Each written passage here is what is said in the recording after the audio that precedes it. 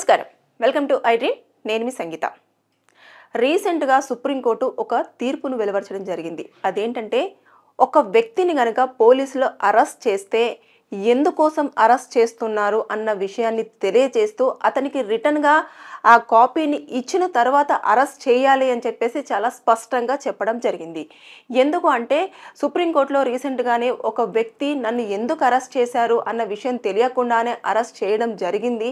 అసలు దాని మీద ఎవరూ కూడా నాకు క్లారిటీ ఇవ్వకపోవడం వల్ల నేను అడ్వకేట్ని హైర్ చేసుకోలేకపోయాను అన్న విషయాన్ని చెప్పడంతో సుప్రీంకోర్టు అలా ఒక వ్యక్తిని అరెస్ట్ చేసే ముందు కంపల్సరిగా వారికి తెలిసిన భాషలో రిటర్న్గా ఈ వ్యక్తి పలానా మీరు ఈ పని చేశారు కాబట్టి మీ పైన ఇలాంటి సెక్షన్స్ అన్నీ కూడా అట్రాక్టివ్ చేస్తూ మిమ్మల్ని మేము అరెస్ట్ చేయడం జరుగుతుంది అని చెప్పేసి వారికి ఆ కాపీ ఇచ్చిన తర్వాత అప్పుడు అరెస్ట్ చేసి 24 గంటల్లో కోర్టులో ప్రొడ్యూస్ చేయాలని చెప్పేసి చెప్పడం జరిగింది. ఒకవేళ కొన్ని సందర్భాలలో గనక ఇమీడియట్గా ఆ కాపీని అంటే వారికి అందజేయడానికి ఉండదన్నట్టు.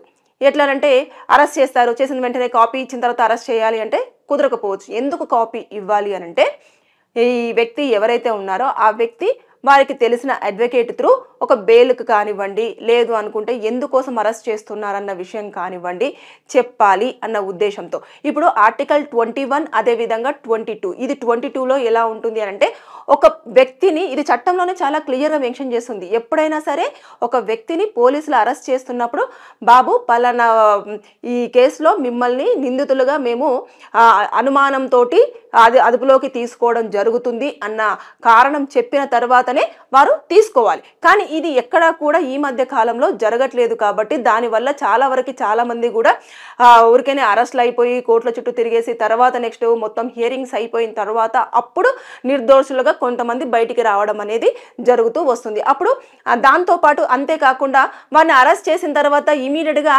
అడ్వకేట్ దొరకాలి అన్నా కూడా చాలా వరకు టైం అయిపోతుంది. బెయిల్కి అప్లై చేసుకోవాలన్నా కూడా అసలు ఎందుకోసం అరెస్ట్ చేశారు, ఏ సెక్షన్స్ పెట్టారు అనే విషయం కూడా తెలియట్లేదు కాబట్టి వారికి కష్టం అవుతుంది అన్న ఉద్దేశంతో ఇలాంటి స్పష్టమైన ఒక తీర్పును వెలువరించడం జరిగింది. ఒకవేళ కొన్ని కేసులలో ఏమవుతుందంటే, ఇమీడియట్గా ఆ వ్యక్తిని అరెస్ట్ చేయాల్సి వస్తుంది. చేసిన తర్వాత కోర్టులో 2 గంటల లోపు గనక ప్రజెంట్ చేస్తే ఇప్పుడు మనం చెప్పినట్టుగా వారేం ఎందుకోసం అరెస్ట్ చేస్తున్నారు అన్న దానికి వారు ఇమీడియట్గా కాపీ ఇవ్వాల్సినంత అవసరం లేదు. చేయకుండానే వారు కోర్టులో ప్రొడ్యూస్ చేస్తే ఇది వర్తించదు అన్నట్టు.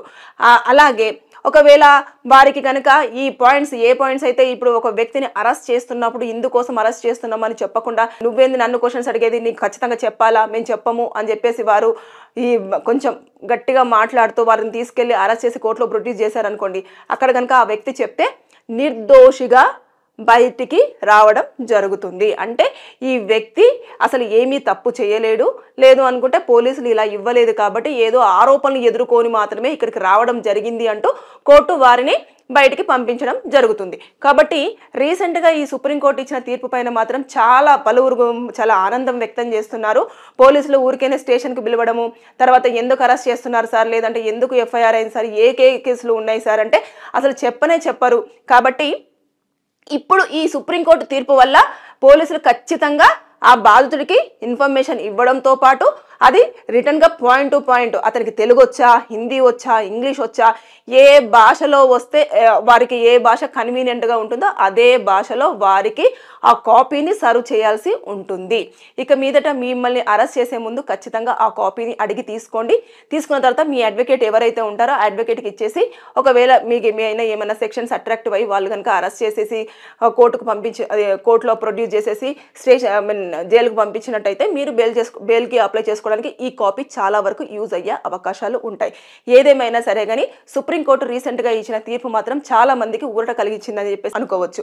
పోలీస్ స్టేషన్కి పిలిచి కేసులు చెప్పకుండా, ఏం చెప్పకుండా, నువ్వు మమ్మల్ని అడిగేది, మీకు చెప్పాల్సినంత అవసరం ఏముంది, దేనికోసం చెప్పాలి, ఎందుకోసం చెప్పాలి అని చెప్పేసి కొంతమంది అడుగుతున్నారు. మేడం అసలు ఏం చెప్పట్లేదు మేడం, చెప్పకుండా ఉండట్లేదు, ఎఫ్ఐఆర్ కాపీ ఇవ్వమన్నా కూడా ఇవ్వట్లేదు మేడం అని చెప్పేసి చాలా మంది చెప్తారు.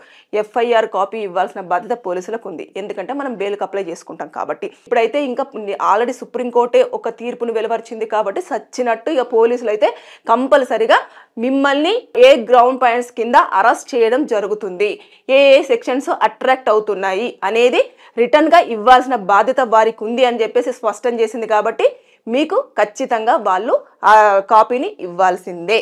సో ఈ తీర్పు అయితే చాలా వరకు ఊరట కలిగించిందని చెప్పుకోవచ్చు. Thank you.